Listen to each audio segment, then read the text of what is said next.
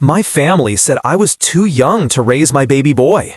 They wanted to give my baby to my brother's wife, who was very sad. She had lost her own baby. They even got lawyers to try to take my baby away from me. What happens when being very sad turns into wanting something too much? This is a sad story about a mom who had to keep her baby safe from her own family. My name is Kane. I am 30 years old. I had my first baby 3 weeks ago. My baby boy is named Oliver. He is very healthy. My husband Isaac is 35 years old. We have been together for 7 years. We have been married for 2 years. We both work with computers. We live 4 hours away from my family. The problem started when I told my family I was going to have a baby. I was 6 months pregnant at that time. My brother Victor is 35 years old. His wife Emily is 34 years old. For 5 years, they tried to have a baby. In the first year, Emily lost 2 babies. Then she did not get pregnant for a long time. Last December, she got pregnant again. She was pregnant for 7 months and then lost the baby. This made both of them very sad. When I told my family I was having a baby, Emily ran out of the room right away. Victor went after her. They did not come back. My mother Julia is 65 years old. She told me later that Emily cried for many hours that night. I felt bad for her, but I could not hide my baby forever. After that, things got weird. Emily sent me emails about problems with having babies. She sent stories about babies who died before being born. She called my mom and dad and asked many questions about my health and doctor visits. When I went home for Christmas, she touched my baby bump without asking. She told everyone she would be the best person to take care of my baby. My mom took care of me and Victor after my dad died. I was 15 years old then. She always tried to keep us safe, but she liked Victor more than me.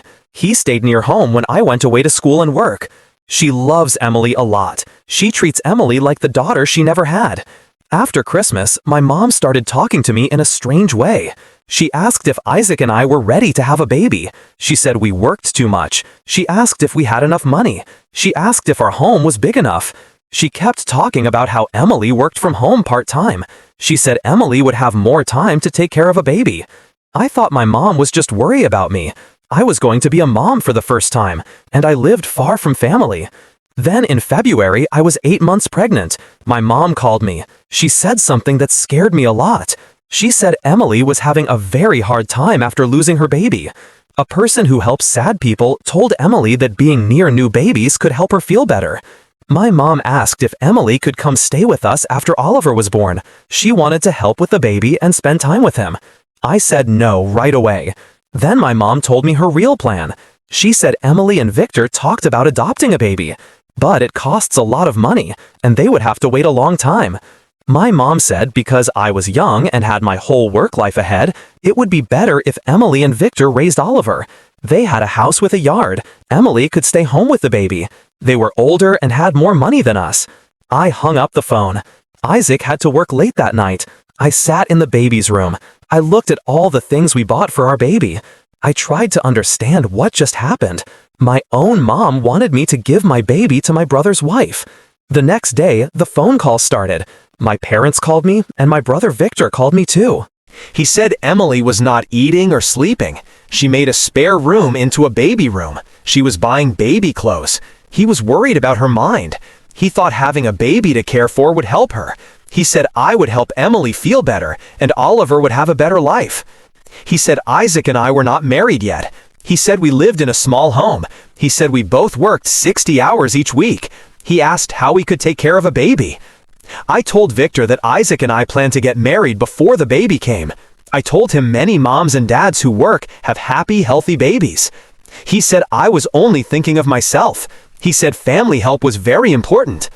For the next few weeks, they pushed me more. My mom would call me crying. She said Emily was getting weaker from being so sad. My Aunt Clara also called me. She is my mom's sister and is 54 years old. She said the whole family was worried about Emily. She said I could help Emily.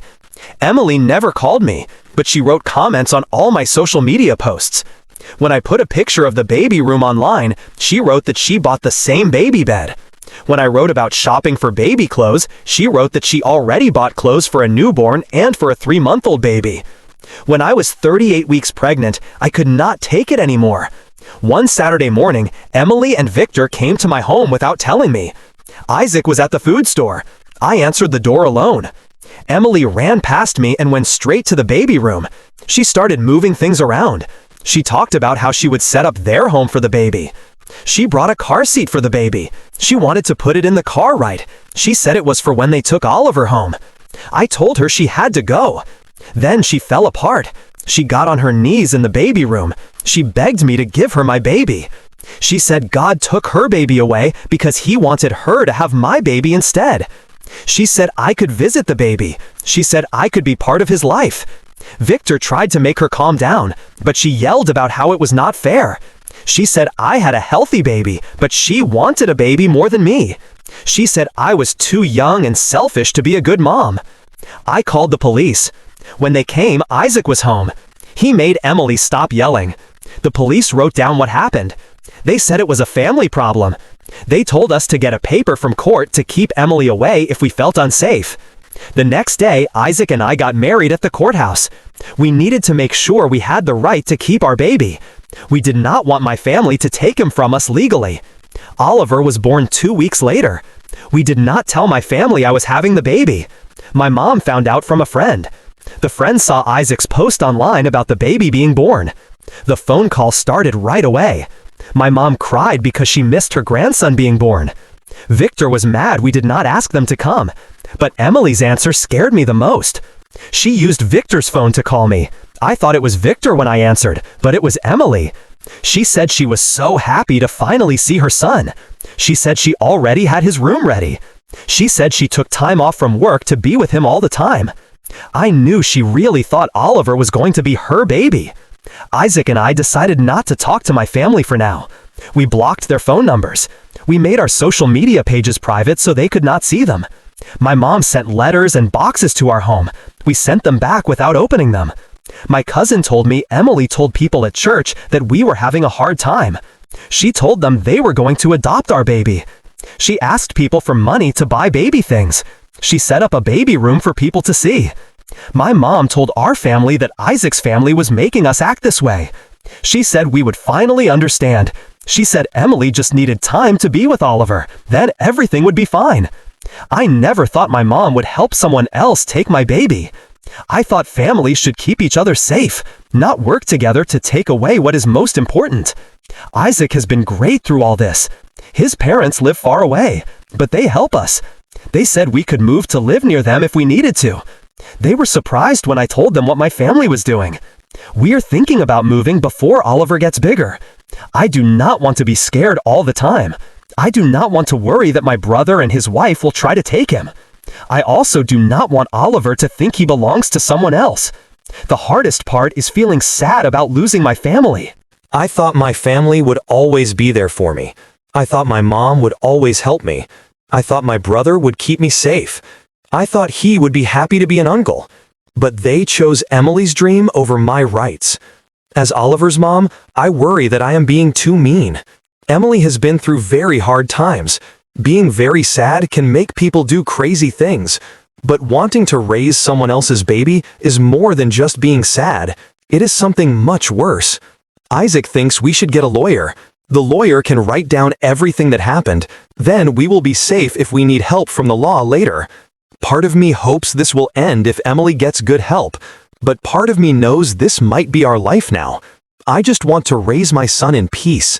I do not want to always worry and look over my shoulder. I never thought being a mom would mean losing the rest of my family. Update 1. I did not plan to write more, but things got worse. Oliver is 11 weeks old. He is doing very well. Taking care of a new baby is hard, but Isaac and I are okay. We have a routine now. I want to go back to work soon. 1 month ago, I called my mom's church leader. His name is Pastor Harris. He is 50 years old. He has known our family a long time. He married Victor and Emily. I thought he could help Emily see that what she is doing is not good. I called him on a Tuesday night. I told him the problem. He listened to all of it. When I was done, he said he saw Emily doing some strange things, but he did not know how bad it was. He said Emily talked to him about being sad after losing her baby. That was normal and okay. But then she started talking about a baby coming to live with them soon. When he asked questions, she did not answer. She talked about something else. Pastor Harris said he would talk to Emily and Victor. He would try to help them see their plan was bad for everyone. He said he could help our families talk if we wanted. I said he could try for 2 weeks, then we would see what happened. The first week was quiet. No calls, no visits, no boxes in the mail. Isaac and I thought talking to a helper would make Emily see the truth. Then Pastor Harris called again. What he said made things worse. He met with Victor and Emily 3 times. The first time, Victor seemed to know their plan was not real. He said Emily's sadness made them think wrong. He said they should let us keep Oliver. But Emily acted very different. She said I asked them to raise Oliver. She said Isaac and I were not ready to be parents. She said we were not talking to them just because we were stressed. She said we would change our minds when we saw how hard it is to have a baby. Pastor Harris told me Emily had big plans for Oliver. She planned his church day, his first Christmas, and his first school day. She talked about him like he already lived with them. The second time they met, Pastor Harris tried to make Emily see Oliver belonged with his mom and dad. Emily got very mad. She said he did not understand God's plan. She said her baby died so she could raise Oliver. The third time they met, Victor changed his mind. He did not say their plan was silly anymore. He said Emily had the right to hope for a baby. He said I was being mean. He said I was keeping Oliver from someone who would love him a lot. Pastor Harris told me he would stop talking to them. He said they needed to get help from a doctor. He was worried Emily was losing touch with what was real. He told me something scary. Emily went to the baby room at church. She helped with the new babies. She said one baby was practice for when Oliver lived with her. The baby's mom and dad told Emily to stop holding their baby. But Emily said she was just helping. Pastor Harris had to tell her she could not go in the baby room anymore. She made a big scene in front of everyone at church. After hearing this, Isaac and I knew we needed to be more safe. We put cameras around our home. We changed the locks on our doors. We changed our daily life. We were careful about what we put online. 2 weeks after Pastor Harris called, We knew we did the right thing to be safe. Our neighbor knocked on our door one Saturday morning. Her name is Mrs. Carter. She is 45 years old. She lives across from us. She is always nice. She told us a woman asked about us in the building hall the day before. The woman said she was my sister. She said she was coming to visit us as a surprise. She asked when we worked. She asked when we left home. Mrs. Carter thought something was wrong. She did not tell the woman anything. Mrs. Carter said the woman had yellow hair. She was about 33 years old. She wore a pink shirt. She had a bag for baby things. It was Emily. That same day, my cousin Ava told me something too. Ava is 24 years old. She said Emily wrote on local parent groups online. Emily asked for help. She asked how to bring a baby to a new home. She talked about when a baby goes to new parents. Ava took pictures of the posts before Emily deleted them. Emily asked how long it takes for birth moms and dads to feel okay after giving a baby away. In another post, she asked the best way to move a baby to new parents without hurting the baby. Emily's posts showed she still thought Oliver would live with her. She was not just asking what if, she was making real plans. Ava also told me my mom called family members. She asked if they talked to us. My mom told people we were very sad after having the baby. She said we needed family help, but she said we were too proud to get help. My mom said she was a kind grandma. She said she just wanted to help her daughter through a hard time. She did not say Emily wanted Oliver. Isaac and I knew we had to do something. We sent a letter to my mom, Victor, and Emily. We told them what we thought. We said Oliver would stay with us forever. We said if they tried to take him or bother us, we would use the law against them. We sent the letter in a way that proved they got it. We kept copies for us. Victor called 2 days after he got the letter. He was very mad. He said we were making a big deal and being mean. He said Emily was finally getting better. He said our letter made her feel bad again. He said Emily was starting to understand Oliver would not live with them. But our letter made her think someone else was making us act this way. She wanted more than ever to keep Oliver safe from us. I told Victor Emily could not get better if it made my family unsafe. He said I was selfish. He said Emily just needed more time. When I hung up, I knew Victor believed the same wrong things as Emily. He really thought wanting a baby made it okay to try to take mine. The problem was not just being sad anymore. It was something much worse. Emily was not just hoping things would go her way. She was getting ready to take Oliver from us. Isaac and I started looking for homes in other places. We were not ready to move yet, but we wanted to be ready if things got even worse. We also talked to a lawyer who helps with baby problems and safety papers. She looked at our papers. She said we could get a paper from court to keep Emily away if she contacted us or threatened us again. The lawyer said we should write down everything that happens. She said if we went to court, we would need proof that Emily bothered us and believed things that were not real. I never thought I would need the law to protect me from my own family. But Emily was acting more and more strange. My mom and Victor were helping her do wrong things instead of getting her help. Oliver was growing and changing every day. I wanted to enjoy these first months with him, but I was always worried about keeping him safe. The people who should have been happy he was born were the ones I had to protect him from. Update 2. Oliver is 7 months old now. He can crawl. He is a good baby. He only cries when he is hungry or tired. Isaac and I know how to take care of him now. I went back to work 3 months ago. My family left us alone for a while. Then, last week, something bad happened. My cousin Ava called me Monday night. She told me news that changed everything. Ava did not want to get involved in our family fight, but what she found made her talk. Ava helps families for her job. She works where my mom and Victor live. Last month, she got a case. Someone said a couple tried to buy a baby in a bad way. When Ava went to their house, she saw it was Victor and Emily. A neighbor called Ava's office. The neighbor heard Emily talk on the phone. Emily talked about paying money for a baby. It sounded wrong. The neighbor was worried. Emily showed people a baby room. She said a baby was coming, but no good baby places were helping her. Ava could not work on the case because they were family, but she learned enough to know what happened. Victor and Emily found someone online. This person said they could find babies for people to adopt. Victor and Emily paid this person a lot of money. They waited for a baby, but this person was a liar. They took money from sad people who wanted babies. They said they would help them adopt babies, but it was not true. Many other people lost money too.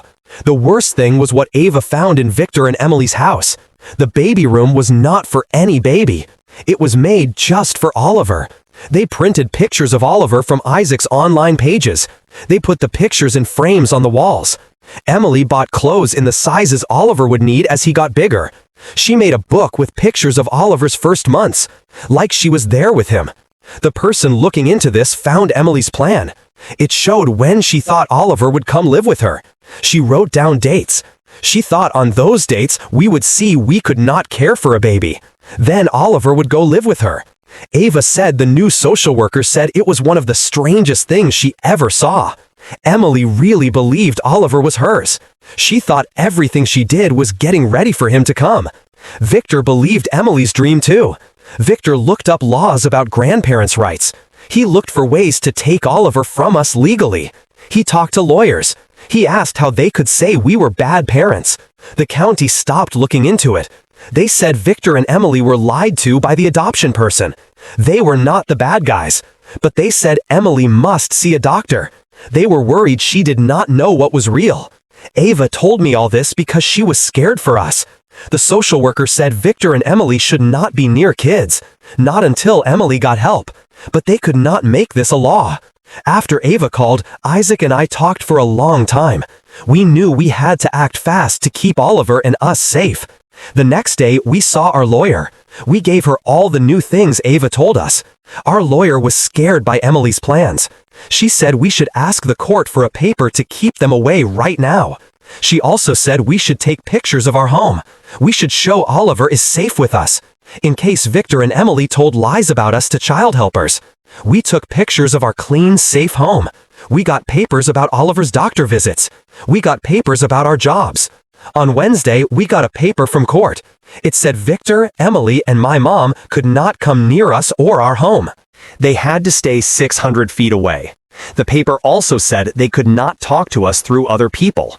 We thought this would end the problem. We were wrong. On Friday night, my mom went to Isaac's work. She got past the guards at his work.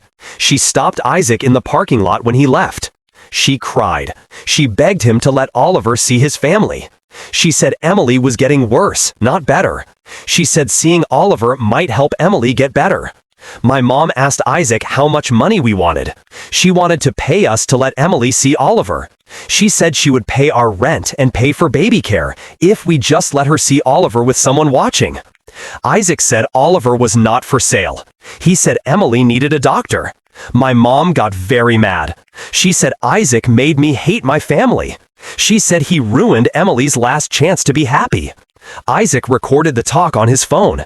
This was smart, because later my mom said she did not say those things. The guards at work made my mom leave. Isaac's boss called the police.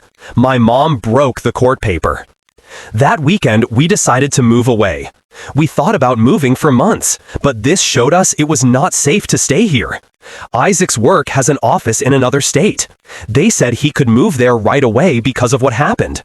My work lets me work from home, so I can keep my job when we move. We will not tell my family where we go. We told Ava we are leaving, but we did not tell her our new address yet.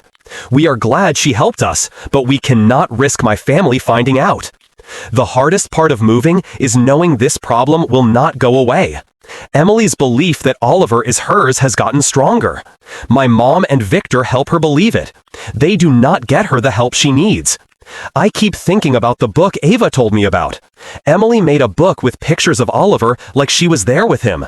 It is scary how much she planned and dreamed. We are leaving this weekend. We paid people to move our things. Isaac's work helped us do it quietly, so no one can find us. I know some people think we are doing too much, but the social worker said Emily was getting worse, not better. The fake adoption plan showed how far she would go to get a baby, even if it was against the law. Oliver needs to grow up without this fear over him. He deserves parents who can take care of him, not parents who always have to worry. I am sad about losing the family I thought I had, but I am also glad we are keeping our new family safe. Update 3. Oliver is 15 months old. He walks all over. We have lived in our new city for 8 months. Now we feel safe and can breathe easy. Isaac likes his new job. I do well working from home. We found a nice home in a good place for families. Oliver goes to a very good baby care place 3 days each week. At first, when we moved, I got scared when someone knocked on our door. I got scared when I saw a car I knew. But now I do not feel scared all the time. We have a new way of life now. We made new friends. They do not know about our family problems. 2 months ago, Ava called with news. It helped end some of the worry. Emily went to the hospital. Victor told family she had a big breakdown. Ava did not know why Emily went to the hospital, but she stayed in a special hospital for her mind for 3 weeks. While Emily was in the hospital, Victor saw a helper by himself. Ava said Victor told the helper something. Victor said he only thought about helping Emily feel better after losing her baby. He forgot what was real and right. Victor told the helper he knew taking someone else's baby was wrong, but Emily's pain was so big. He made himself believe they were helping everyone. He said he really thought we would see we could not care for a baby. He thought we would be happy they took Oliver. The helper helped Victor see something. Letting Emily believe things that were not real stopped her from feeling better in a good way. Emily made up a big story. She did this so she did not have to feel the real pain of losing her baby. When Emily left the hospital, she and Victor moved to another state. They went to live with Emily's sister. Ava heard they were starting over. They went to a place where they would not always think about their sadness. My mom seems to have had a hard time with what happened. Some family members do not talk to her anymore. They learned she tried to make us give Oliver away. Ava said my mom tells people she just wanted to help. She says the problem got too big. She says she did not want things to get this bad. But Ava also told me my mom looked up laws about grandparents' rights. She did this just like Victor. She talked to lawyers. She asked if they could say we were bad parents because of our ages and jobs. My mom thought if she could make a legal case, the family could get Oliver. She thought we would let Emily raise Oliver then. We would not fight in court. She really thought this was a good idea that would make everyone happy. This showed we were right to move away. My mom did more than just make us feel bad. She tried hard to take away our right to be Oliver's parents. Ava asked if she should give my mom my new contact info. My mom wanted to talk to me again. I told Ava no. Some people might say I am too mean, but remember, my mom tried to use the law to take my child from me. That is something I can never forget or forgive. Isaac and I talked about talking to my family again. Right now, we do not feel safe doing it. Maybe someday we will, but not now. Oliver is doing great in our new home. He is a busy, happy little boy. He likes books and building things with blocks. He is learning to say more words. His laugh is very cute. Sometimes I think about what family life Oliver could have had, but then I remember what Ava said. Emily made a book with Oliver's pictures. She put the pictures in like he was her son. I cannot let Oliver be near people who do not see him for who he is. He is my son. He is not here to fix someone else's sadness. We want to have another baby soon, in 1 or 2 years. When we do, my old family will not know, not until we decide to tell them, if we ever do. Our new life is not perfect, but it is good. We joined a group for parents in our area. We made friends with other young families. Oliver plays with other kids, he goes to birthday parties. He has all the normal things I wanted for him. Isaac's mom and dad visit us often. They are very good grandparents to Oliver. They like the choices we make. They help our family. They do not try to control us or trick us. Some people who read this might think I should have helped Emily more. They might think I should have given my mom another chance. But keeping Oliver safe was the most important thing for me. Babies are not medicine for sad grown-ups. Oliver just needs to be a happy, healthy baby. He is not here to fix someone's pain. He is not here to take the place of someone's lost baby. The court paper to keep them away is still active, but we have not needed to use it since we moved. We keep copies of all our papers, in case we need the law to help us again. I hope we never do. No one wants to move far away from their family, but sometimes you have to. We gave up the family help I thought we had. We got peace and safety instead. That is what we really needed. Oliver will grow up knowing we love him. We want him just the way he is. That is more important than keeping ties with people who saw him as something he was not. If other people have family who will not leave their kids alone, trust your gut. If something feels wrong, it probably is wrong. Keeping your child safe is always the right thing to do, even if it means making hard choices about family. We are making new traditions and new good times. Oliver will not remember the bad things from his first year. That is how it should be. Sometimes the family you make is more important than the family you were born with. We learned that the hard way, but now we are stronger and closer than ever before.